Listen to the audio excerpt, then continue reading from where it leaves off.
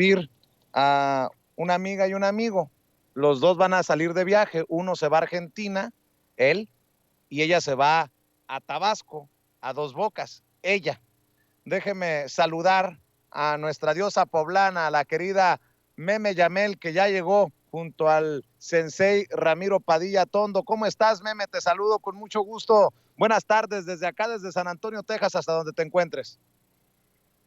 Mi querido Vicente, mi querida familia sin censura, mi querido Ramiro, bello, divino y precioso, les mando un abrazo a todos que nos están viendo y muchas felicidades, mi querido Vicente, porque yo sé que con todo el dolor del alma están ahí Toñito y tú en San Antonio, Texas, cubriendo esta tragedia migrante a la que todos, al menos desde esta trinchera, le hemos dado seguimiento y que las cifras son cifras, pero la gente ahí eran sueños, eran ilusiones, eran oportunidades que se perdieron, oportunidades para muchos, no solamente para el individuo, para el migrante, sino para su familia. Entonces, muchas felicidades por la cobertura, porque sé que especialmente para el equipo de Sin Censura, para Toñito, no es fácil. Entonces, muchas felicidades con lo que están haciendo. Gracias, y tristemente, pues es en estas condiciones y en esta situación. Y nada más para abonar a lo que estás diciendo, por esto que le voy a leer, que publica la prensa asociada a la AP, con firma de Delmer Martínez, Sonia Pérez y Christopher Sherman, acaba de salir esto que publica la prensa asociada. Es que para nosotros que conocemos el drama migrante que hemos vivido, el propio Ramiro ha sido migrante, trabajador en Estados Unidos, es que nos resulta menester, es obligatorio para quienes tenemos una convicción migrante, promigrante, estar aquí. Miren, los migrantes en la tragedia de Texas buscaban una vida mejor. Los niños salieron con la esperanza de ganar suficiente como para mantener a sus hermanos y padres. Los adultos jóvenes que habían hecho sacrificios para ir a la universidad pensando que les llevaría el éxito abandonaron su país desilusionados. Un hombre que ya trabajaba en Estados Unidos y regresó para visitar a su esposa y a sus hijos, decidió llevarse a un primo con él de vuelta a Estados Unidos. Cuando las familias de 67 personas hacinadas en un camión y abandonadas el lunes en Texas empezaron a confirmar sus peores temores y a hablar de sus parientes, una historia común de búsqueda de una vida mejor cobró forma desde Honduras hasta México. Para el miércoles, habían muerto 53 de los migrantes abandonados bajo un calor abrasador a las afueras de San Antonio y otros seguían hospitalizados. El laborioso proceso de identificación seguía en marcha, pero las familias ya confirmaban sus pérdidas. Entre los muertos había 27 mexicanos, 14 hondureños, 7 guatemaltecos y 2 salvadoreños. Así lo ha indicado Francisco Garduño, el jefe del Instituto Nacional Mexicano de Migración. Todos pusieron sus vidas en manos de contrabandistas. Las noticias sobre el remolque lleno de cadáveres horrorizaron a ciudades y poblados acostumbrados a ver cómo los jóvenes se marchan para huir de la pobreza o la violencia en Centroamérica y México. En Las Vegas, no en Las Vegas, Nevada, en Las Vegas, Honduras, una localidad de unas 10,000 personas situada 50 millas al sur de San Pedro Sula, Alejandro Miguel Andino Caballero, de 23 años, y Margie Tamara Paz Grajeda, de 24, creían que el título de él en marketing y el de ella en economías, en ciencias económicas, les abriría la puerta a la estabilidad económica. Los jóvenes que eran pareja desde hacía casi una década pasaron los últimos años aplicando empleos en empresas, pero una y otra vez se veían rechazados. Llegó la pandemia, varios huracanes devastaron el norte del país y ellos se vieron cada vez más desencantados. De modo que cuando un pariente de Andino Caballero que vivía en Estados Unidos se ofreció a ayudarles a él y a su hermano menor, Fernando José Redondo Caballero, de 18 años, a financiar el viaje al norte, estaban listos para marcharse. Se supone que cuando las personas tienen un grado académico más alto deberían obtener más oportunidades de empleo porque para eso se esfuerzan, estudian, dijo Karen Caballero, la madre de los hermanos. Ella no se vio capaz de retenerles más tiempo, igual que a Paz Grajeda, que vivía con Alejandro en casa de su madre y a quien Caballero consideraba como su nuera, aunque no se habían casado. Lo planeamos todos como familia para que ellos pudieran tener una vida diferente, para que lograran metas, sueños, explicó la mujer. Cuando salieron de Las Vegas el 4 de junio, Caballero les acompañó a Guatemala. Desde allí los 3 jóvenes fueron conducidos de forma ilegal a través de Guatemala y después México en la parte trasera de varios camiones. Yo creí que las cosas iban a salir bien. Quien sí se mostró un poco temeroso fue Alejandro Miguel. Me dijo, mamá, si nos pasa algo. Yo le dije, nada va a pasar, nada va a pasar. Usted no es el primero ni el último ser humano que viaja para Estados Unidos. Caballero,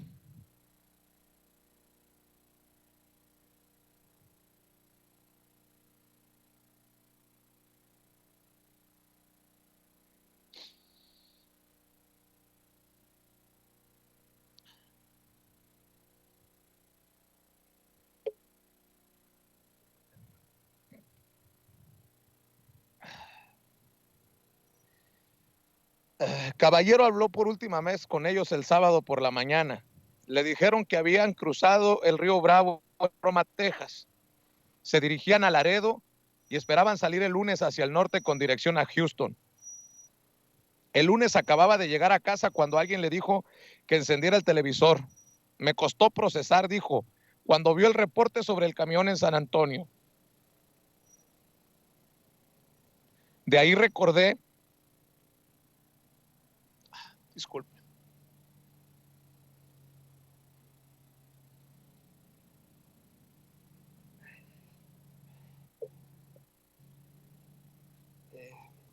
de ahí recordé cómo había sido la manera de viajar de mis hijos, que habían ido en camión desde Guatemala y todo el trayecto de México. Está bien, está bien. Caballero pudo confirmar sus muertes el martes tras enviar sus datos y fotografías a San Antonio. Alejandro Miguel era creativo, jovial, conocido por abrazar a todo el mundo y ser un buen bailarín. Fernando José era entusiasta y noble, dispuesto a ayudar a cualquiera que lo necesitara. Imitaba a su hermano mayor en todo, desde su corte de pelo hasta su ropa. Le encantaba el fútbol y llenaban de gritos la casa de su madre. La pérdida de sus hijos y de Paz Grajeda, que era como una hija, es devastadora. Mis hijos dejan un vacío en mi corazón, dijo. Los vamos a extrañar mucho.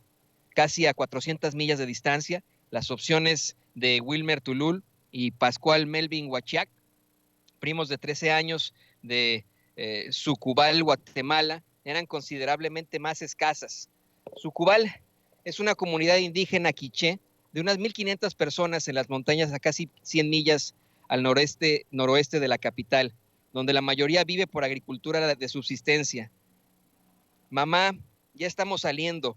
Fue el último mensaje de Wilmer que Wilmer envió a su madre, Magdalena Tepaz, en su quiché nativo el lunes. Habían salido de casa el 14 de junio. Horas después de oír ese mensaje de voz, un vecino dijo a la familia que había habido un accidente en San Antonio y temían lo peor, explicó Tepaz a través de un traductor. Los chicos habían crecido como amigos y lo hacían todo juntos. Jugar, salir, incluso planear el viaje a Estados Unidos, a pesar de que no hablaban bien español, dijo la madre de Melvin, María Zipac Koch. Zipac, madre soltera con 2 hijos, dijo que Melvin quería estudiar en los Estados Unidos, luego de trabajar y después de hacer mi casa. El lunes recibió un mensaje de voz de su hijo diciendo que estaban saliendo. Lo ha borrado porque ya no podía soportar escucharlo más. Perdón, me río de la tristeza, ¿cómo decirlo? Incluso de los nervios de estarle presentando esta información. Estábamos leyéndolo justo cuando nos llegó este cable de Associated Press, Vicente y yo, y decidimos ponerlo al aire. Se nos corta la voz, nos estamos ahogando entre las lágrimas, le ofrecemos disculpas. Voy a intentar terminar esta nota para que continuemos con nuestros queridos amigos Meme Yamel y Ramiro Padilla Tondo en esta mesa de análisis y con usted sobre todo. Quiero decirle a usted que la vibra en este lugar es terrible, se siente mucho dolor, a pesar de que desafortunadamente algunos medios lo han convertido en un circo. Nosotros aquí estamos con mucho respeto y con la única intención de exhibir esta gran pues tristeza, esta necesidad de que se pueda enfrentar a la idea de la inmigración como una realidad humana y que terminen esas políticas antiinmigrantes. Lo hacemos siempre con mucho respeto y respeto a estos pues hombres y mujeres jóvenes que perdieron la vida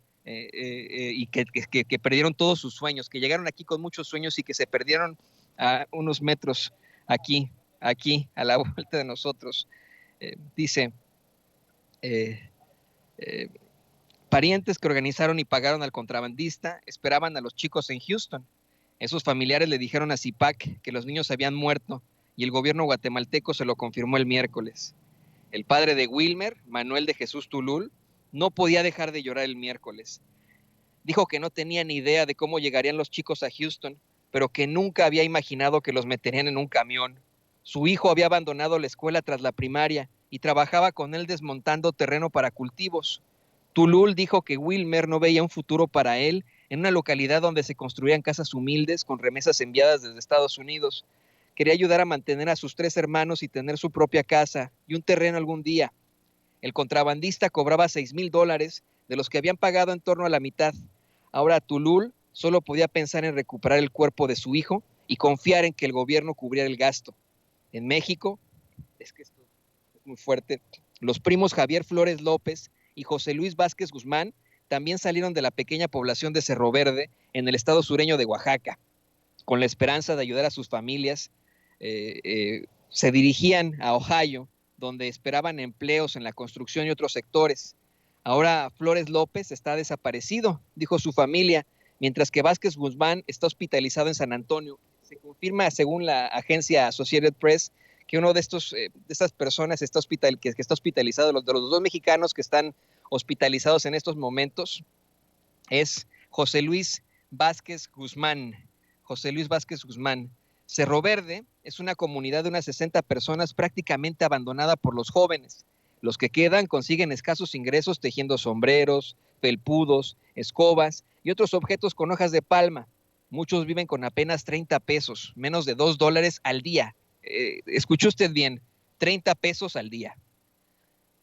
No era el primer viaje a la frontera entre México y Estados Unidos para Flores López.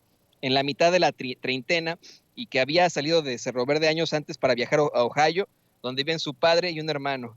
Había regresado para una breve visita a su esposa. Es que, mire, es que, si quieres venir, estamos aquí también dejando a nuestras familias atrás, pero, híjole, este paisano fue a Oaxaca a ver, él ya estaba acá en Estados Unidos, pero se fue a Oaxaca a ver a su esposa y a sus 3 hijos pequeños, explicó un primo, Francisco López Hernández, y pues esto obviamente nos recuerda a muchos lo que a veces hacemos, ¿no? Perdón, tengo que... Aquí está. Aquí está. Perdón. Que esto es lo más doloroso que nos ha tocado hacer en esta cobertura especial. Había regresado para una breve visita a su esposa y sus 3 hijos pequeños, explicó un primo, Francisco López Hernández. Vázquez Guzmán, de 32 años, decidió ir con su primo para su primer viaje al otro lado de la frontera y esperaba reunirse con su hermano, que también está en Ohio. Aunque todo el mundo conocía los riesgos, mucha gente de Cerro Verde había llegado a salvo al otro lado de la frontera entre México y Estados Unidos con ayuda de contrabandistas. Así que la noticia fue una conmoción, dijo López Hernández. La familia cree que Flores López también estaba en el camión, pero aún espera una confirmación.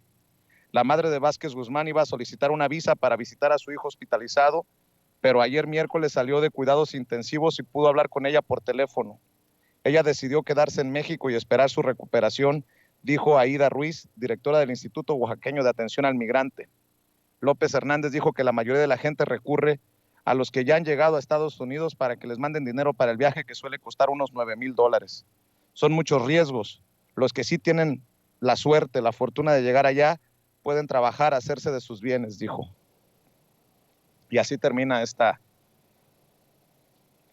esto que hay que reconocerle. La prensa asociada es un periodismo imparcial, sin golpeteo político y enfocado en lo que deberíamos de enfocar el periodismo sobre el fenómeno migratorio en las personas. Y le ofrezco una disculpa a usted por nuestra por nuestra cobardía en ocasiones, pero, caray, hasta ahora tal vez nos ha golpeado de sopetón en la cara la magnitud de esta tragedia y uno piensa en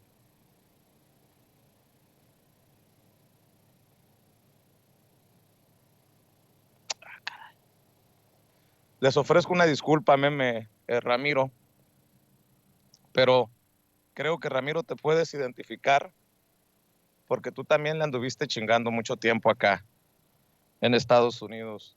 Maestro, te saludo a ti también y insisto, una disculpa por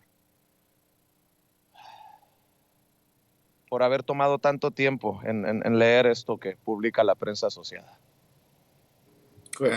No te preocupes, Vicente, sí es obviamente muy doloroso. De hecho, mi primer libro es acerca de las historias de los migrantes, se llama A Tres Pasos de la Línea. Yo recordaba siempre en esa parte, obviamente por los que hemos sido migrantes y hemos vivido la angustia de los retenes de migración, de saber que te pueden levantar en cualquier momento y regresarte a tu país y que lo hacemos por la familia, porque tenemos hijos. Yo tenía una esposa, tenía una familia y, y pues no tenía otra opción. Yo fui un exiliado económico del 95, después de la crisis. Me vi con dos niñas, una de 4 y una de 1 año, y me preguntaba qué voy a hacer, qué voy a hacer, no tengo para darles de comer. Fue una circunstancia muy difícil. Fue lo que me orilló a irme a Estados Unidos a trabajar, obviamente de manera ilegal. Y pues me sorprendió mucho la vida en Estados Unidos. Tengo que ser sincero, nunca me gustó, nunca me pude adaptar. Es por eso que yo en el 2018 decidí regresar a México y ya, pues obviamente sí trato de visitar a mis hermanos migrantes que nos piden que vayamos a Estados Unidos para que no estén solos. Pero, pero yo recuerdo sobre todo las políticas fallidas desde la administración Clinton y la Operación Guardián, donde aquellas rutas naturales de migración hacia los campos, pues se cerraron y obligaron a miles de migrantes a lanzarse por el desierto, a morir en el desierto. Y eso fue la principal motivación para escribir mi primer libro de cuentos de los migrantes. Me decían a mí cuando terminaban de leer el libro que trataban de entender, yo les decía siempre, porque me recordó mucho esto, lo que escribí hace más de 20 años, yo les decía que hay un lado oscuro. Yo cuando iba a las librerías en Estados Unidos y tenía, no sé, libros de superación personal para migrantes, ¿no? 10 hábitos para los migrantes y pendejadas de ese tipo. Y yo decía, ¿por qué no estamos retratando la otra parte? La otra parte como esta inmensa tragedia de personas que quieren llegar a otra vida y que nos dejamos el cuerpo y el alma en Estados Unidos. Mira, yo siempre le señalo, mira, este dedo me lo volvieron a pegar después de mi trabajo en la construcción. Estoy lleno de cicatrices, este hombro ya no me sirve. Por mi trabajo en la construcción en Estados Unidos, yo entiendo. Y cuando voy a Estados Unidos y veo a mis paisanos trabajar de sol a sol, 2 o 3 trabajos para trascender su condición, para trascender esa pobreza a la que bastantes gobiernos mexicanos nos condenaron, pues no puede uno dejar de pensarlo y de emocionarse, porque sí, yo estuve la mitad de mi vida en Estados Unidos y al menos yo no tuve que cruzar por el desierto, pero sí viví siempre, no sé, mucha gente debe entenderlo. Cuando se vive indocumentado en Estados Unidos es terrible, terrible vivir con aquella angustia. No te acostumbras a la angustia de saber que no es tu país, que no tienes manera de hacerte de un patrimonio, que este asunto, por lo que veamos, por las tragedias, por estos carteles de tráfico de personas que les importa un carajo, por el chofer, ¿por qué no les abrió la puerta? O sea, todo pasa por tu cabeza y te pones a pensar, y yo también lo dije cuando escribí el libro, que todos son hijos de alguien, hermanos de alguien, padres de alguien, no son personas desconocidas. Y todas aquellas cruces que están pegadas en la frontera de las personas que intentaron llegar a Estados Unidos y no llegaron precisamente porque pues las políticas homicidas de ambos países, en las cuales no legalizan la migración, o los gobiernos, sobre todo como el gobierno mexicano, los gobiernos anteriores en los que se priorizó siempre la concentración de la riqueza y que hizo que explotara después del Tratado de Libre Comercio, eh, pues reventaron el campo y se produjo una inmensa migración a Estados Unidos con las políticas de Cedillo, de Fox, de Calderón. No tienen vergüenza ellos al tratar de querer colgarse de algo que ellos provocaron. Entonces, desde aquí te digo, Vicente, Toño, mi solidaridad con las familias de los migrantes. Yo me estoy aguantando, así como los machos, porque me reconozco en ellos, me reconozco en esos rostros, en esa parte de ver que yo también tuve una vida muy parecida a esa, eh, y saber, por ejemplo, que mi familia no me va a volver a ver, hubiese sido terrible para ellos también, porque Claro. jugamos a la ruleta muchas veces por darle una mejor vida a nuestras familias, pero les deseo pronta resignación a las familias de los que fallecieron, y decirles que sí, nos reconocemos en ellos, y todo, sobre todo toda la comunidad migrante en Estados Unidos, los más de 10, 12, 15 millones de mexicanos, y sobre todo los centroamericanos también, que han huido de países que ha destruido Estados Unidos, y Estados Unidos primero destruye esos países y después no los quiere recibir. Entonces, pues que pues hay un llamado a las autoridades para que entiendan que la vida solo es una. Yo que no soy muy creyente, pienso que solo tenemos una vida, y la vida hay que aprovecharla, y qué terrible perderla de esa manera, mi querido Vicente. Así es, leo a Florina Zúñiga en el chat, dice, Vicente, ¿cuándo haces un programa de cómo viven los indocumentados ahí en Los Ángeles, drogos, pobres, viviendo en las calles? ¿Qué le parece, Florina, si me aviento no uno, sino 50 programas hablando de los muchachos, hijos de indocumentados que se gradúan de las universidades, de esa gente que vive apegada a su fe y respetando la ley, y que se la parte por 10, 20, 30, 40, 50 años en los campos agrícolas o en la construcción? ¿Por qué no le hago una serie de programas? Si usted así lo quiere, financiarlos, pues con mucho gusto. A lo que voy, Florina, hay muchas historias que contar, no solamente en Estados Unidos, sino allá en nuestros países. Pero si quiere generalizar, generalicemos en este sentido. La gran mayoría de nuestros hermanos migrantes es gente de bien, gente de respeto, gente a la que admiro profundamente, porque nadie me lo va a contar. Yo lo he visto, yo lo he sentido. Nadie me tiene que decir, Florina, creo yo, cómo contar la historia del migrante, porque a eso me he dedicado por más de 25 años. Meme, no sé si quieras agregar sobre este tema antes de entrarle a otros, y bueno, pues ya ves lo que provocas, mujer, ya ves lo que provocas. ¿Sabes por qué? Creo que hay que seguirlo provocando, Vicente. A mí me da mucho coraje que fue la tragedia y a la gente ya se le olvida. Dicen, ya pasó, ya. No, espérate, no pasó. No pasó. No podemos decir, ya pasó. Siempre pasa. Si ya saben, ¿para qué van? No.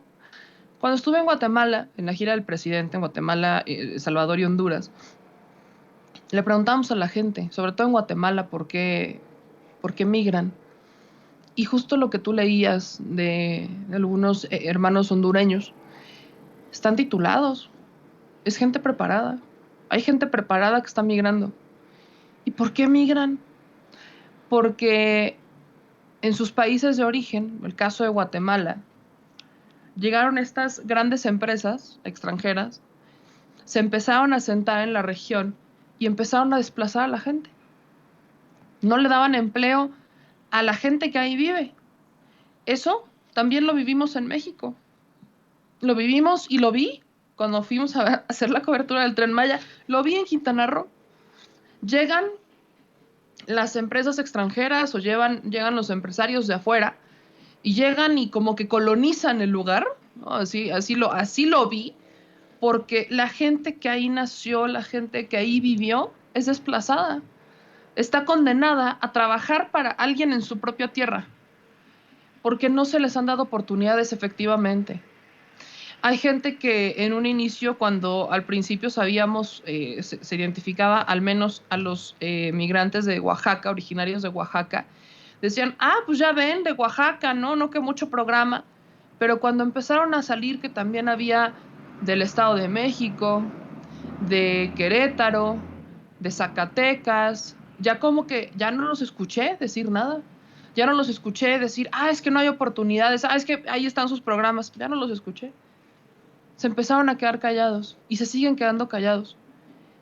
Y miren, este es un tema que hay que visibilizar muchísimo porque como mexicanos no podemos generalizar que los migrantes centroamericanos son unos criminales. No podemos hacer eso. Nos lo hicieron a nosotros. Ahí estaba Trump. Ahí estaba Trump con un discurso electoral. De los migrantes solamente se acuerdan cuando hay elecciones, cuando les interesa políticamente. Ahí están nuestros políticos mexicanos. Enrique Lamadrid queriendo hacer reuniones con los migrantes en Los Ángeles. ¿Para qué? ¿Para ganar votos? ¿Por qué? Si antes Gustavo Madero, por ejemplo, decía que para qué le iba a dar entrevistas a medios de Estados Unidos que tenían una audiencia migrante si los migrantes no votaban. Eso es lo que hacían nuestros políticos mexicanos. Y ahora de la nada ya les interesan. ¿Por qué? Porque vieron que un Andrés Manuel López Obrador va a Estados Unidos y lo reciben y lo aplauden. Aunque por supuesto hay muchas cosas que faltan para la atención a nuestros paisanos. Pero hay muchas cosas que no puede hacer México. Y ahí está Joe Biden prometiendo una reforma migratoria que no ha llegado. No ha llegado. Y ahí están presionando a nuestros paisanos, a los senadores, manifestándose. Y ahí están presionando, trabajando. En la pandemia, ¿quién salió al quite? Porque les recuerdo, en la pandemia, cuando estaban en la cobertura, cuando fue nuestro productor y cuando estuvieron ustedes en la cobertura de Los Ángeles y Washington, se estaba buscando una reforma y se impulsaba de, por favor, presidente, a ver si le puede hacer mención de la reforma migratoria. Hay que hacer presión. ¿Por qué?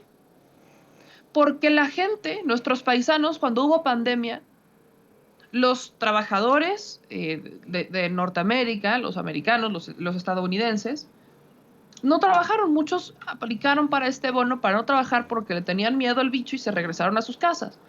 Y los que salieron al quite en hospitales, los que salieron al quite en la construcción, los que salieron al quite fueron nuestros paisanos, arriesgándose, porque ni siquiera hay un sistema de salud que los cuide allá, arriesgándose a contagiarse. ¿Por qué? Porque aún con todo y todo, alguien en su casa, en su país, tiene que comer. Y nuestros paisanos en plena pandemia, arriesgándose, mandaron más remesas. Y dicho por ellos, no solamente para sus familias, sino también para sus vecinos, para su comunidad, para su colonia.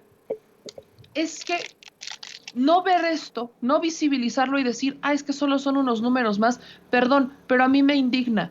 Quizás, y tienen razón aquellos que dicen, tú cómo hablas si no eres migrante, sí, yo no soy migrante, yo no viví lo que vivió Ramiro, lo que vivió Toñito, lo que vivió Vicente, no, yo no viví lo que ha vivido gran parte del equipo de Sin Censura, pero yo vengo de migrantes. Y yo vengo de migrantes de mis abuelos, de los dos lados, que llegaron a este país sin nada. Y lograron no solamente construir para sus familias, sino también ayudaron a la gente y le extendieron la mano. Y yo veo esto que pasa y indudablemente me regresa a mi origen, a mi familia. Y por eso es que hay que visibilizar, porque sobre todo en México hemos vivido lo que es la discriminación lo que es el racismo. Hemos vivido lo que es que te maltraten por no hablar el idioma. Y ahí están, no nos vayamos tan lejos, nuestros indígenas mexicanos que no hablan español.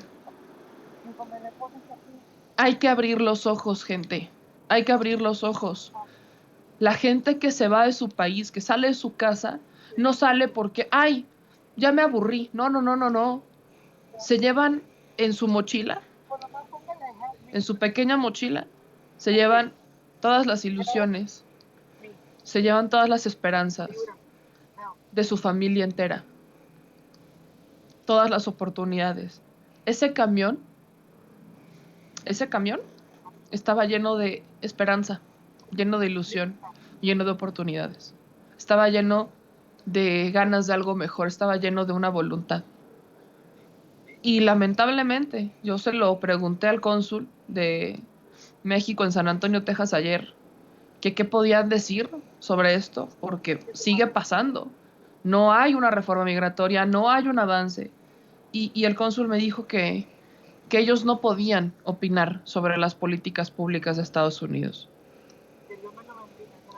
Y Javi Trujillo dice, ¿no? Racismo, los libaneses, te mamaste, meme Yamel. Sí, sí, Javi. Hablo de los que llegaron, no de los de ahorita, Javi. Hablo de los que llegaron, de los abuelos, los que ya no están. De ellos hablo. De los que llegaron hablando un idioma diferente y que tenían que comunicarse con señas para que les dieran huevo o leche. Hablo de los que sí respetaban. Hablo de los que extienden la mano, Javi. De ellos hablo. De mi abuelo, por ejemplo. De ellos hablo. Y no generalicen, porque ese es el error que comete la gente. Generaliza. Generaliza brutalmente. Y eso es lo que pasa mucho en México. Que vemos, no logramos entender, no aprendemos las lecciones. Vemos nada más nuestro problema individual o la realidad actual, pero no estamos volteando a ver la colectiva. Y somos nosotros, muchas veces, xenófobos con quienes vienen de Haití, o con quienes vienen de Honduras, o con quienes vienen de Guatemala o de El Salvador, y los tratamos mal. No podemos generalizar. Efectivamente hay que reconocer cuando ellos han hecho muchas cosas, pero no podemos generalizar. No nos atrevamos a cometer los errores que han cometido con nosotros, y no olvidemos esta tragedia porque es una cruda realidad de no visibilizar. Tenemos que visibilizar porque nuestros paisanos no son invisibles. Y no porque yo no sea migrante y no me haya tocado, quiere decir que no me duele. Yo Meme, eso lo diría. Meme, precisamente